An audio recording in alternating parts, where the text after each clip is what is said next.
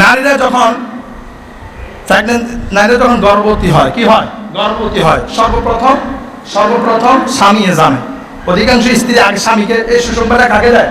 স্বামীকে দেয়। তো আমি বলবো স্বামী যারা আছেন, যখন স্ত্রী এই সুসংবাদটা শুনবেন তখন স্ত্রীকেও বলবেন ন্যূনতম প্রথম 4 মাস, কয় মাস? 4টা মাস বি কেয়ারফুল, সে যেন সাবধানতা অবলম্বন করে। কি করে? সাবধানতা অবলম্বন করে। কিছু নারী আছে তার হাঁটা চলাতে তার কোনো কি নেই, হুঁশ থাকে না থাকার কারণে 4 মাসের ভিতরে বাচ্চারা কি হয়ে যায়? কথা বলেন, নষ্ট হয়ে যায়। যার বাচ্চা নাই, একটা বাচ্চা আসতেছে, এটার আনন্দ কি কম না বেশি? কথা বলেন, কম না বেশি? এই পৃথিবীতে চাহিদার কোনো শেষ নাই, আসেনি? চাহিদার কোনো শেষ নাই।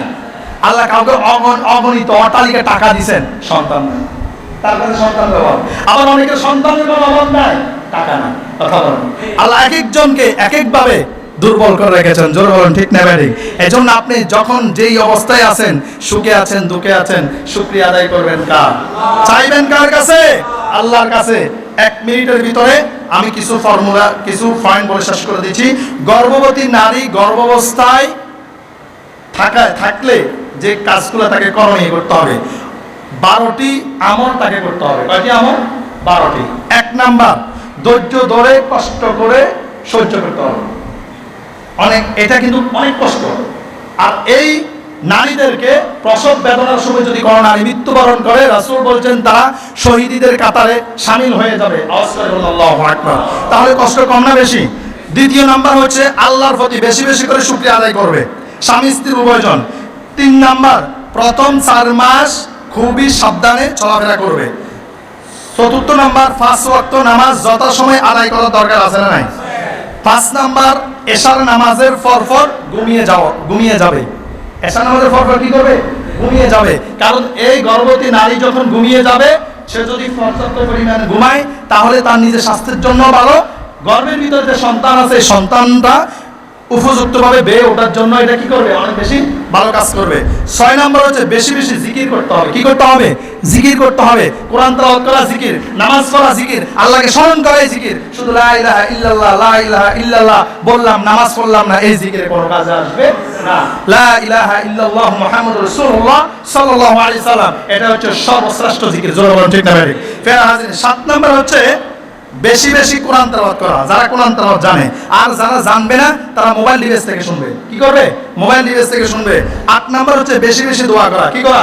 দোয়া করা। আল্লাহর কাছে দোয়া করতে হবে, আল্লাহ এই সন্তানটাকে নেককার সন্তানে পরিণত করো। কারণ মায়ের গর্ভে হাদিস দ্বারা সাব্যস্ত এটা কি নেককার হবে না বদকার হবে, এটা কি ডাকাত হবে না আল্লাহর ওলি হবে, সবকিছু কোথায় লিপিবদ্ধ করা হয়? মায়ের গর্ভে লিপিবদ্ধ করা হয়।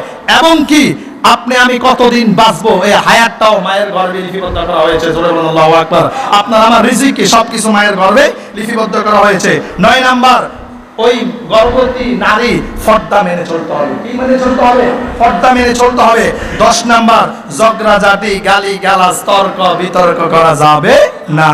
কারণ যদি এইগুলা করে তাহলে এই সন্তান কখনো একটা সন্তান হবে না, এটা বদগারেই পরিণত হবে। 11 নাম্বার, নাটক, সিনেমা, অশ্লীল ভিডিও দেখা এবং অশ্লীল কথাবার্তা থেকে বিরত থাকতে হবে। কিন্তু আলহামদুলিল্লাহ আমাদের গর্ভবতী মায়েরা সারাদিন কি করব, ওনার কাছে ভালো লাগে না, সারাদিন সিরিয়াল চায় অথবা মোবাইলে ফেসবুক চায়, টিকটক চায়। আছে না? কথা বলুন, আছে না? নাই? তাহলে এইগুলোর মধ্যে যদি সে পড়ে থাকে আপনি কখনো একটা সন্তান আশা করতে পারেন না। 12 নাম্বার হচ্ছে সকল গুনাহের কাছ থেকে স্বামী এবং স্ত্রী উভয়জনকে দূরে থাকা দরকার আছে না নাই? ফের হাজির। এজন্য বলবো যাদের এখনো সন্তান হয় না, এখানে এমন আছে না নাই?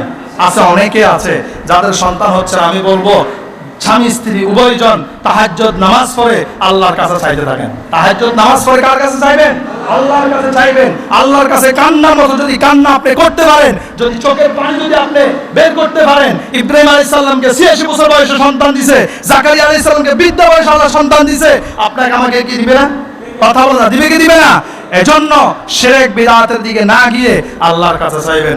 আল্লাহ তাআলা যেন আমাদেরকে এই কোরআন এবং সুন্নাহ মোতাবেক যেন সহিহ আমল করার তৌফিক দেন। সবাই বলি আল্লাহুম্মা